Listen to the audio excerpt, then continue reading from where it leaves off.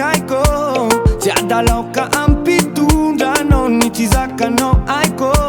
Mankarary anao tandroviko hoe mahatonga manavao. Raha rehetra anao fa dioviko hoe mankatia anao zao. Ny nataoko anao mantsy aiko fa tsy mety rovadiko. Marary anao mankarary ny aiko, toetra sy fomba ratsiko. Ny nataoko anao mantsy aiko fa tsy mety rovadiko. Marary anao mankarary ny aiko, toetra sy fomba ratsiko. Fa tegna fa zaho ay, fa tegna fa zaho ay. Tsy vandy zao fiziry teako, tsy vandy zao fiziry teako. Raha mahatsara nay ro ny fiovako, sa magnay fa izy ro teako.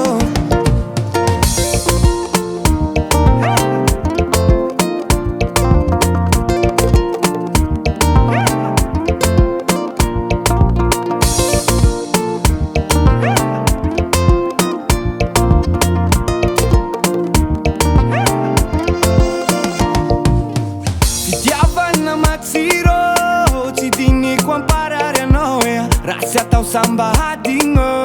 Fa magnaovako amety lia, raha ty teako atao fatomate mandamatia. Lekitry zao iangako fomba raty, toy sy vandeha.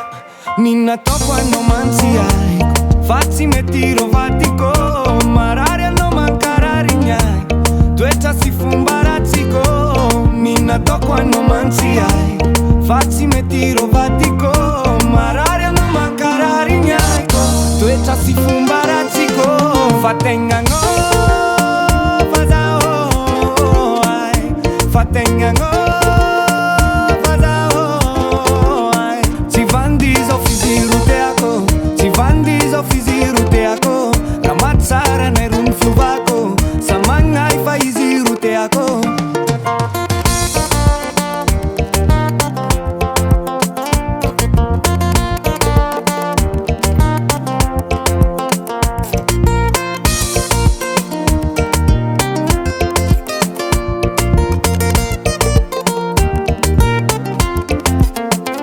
Fa tegna fa zaho ay, fa tegna fa zaho ay. Tsy vandy zao fiziry teako, tsy vandy zao fiziry teako. Raha mahatsara nay ro ny fiovako, sa magnay fa izy ro teako.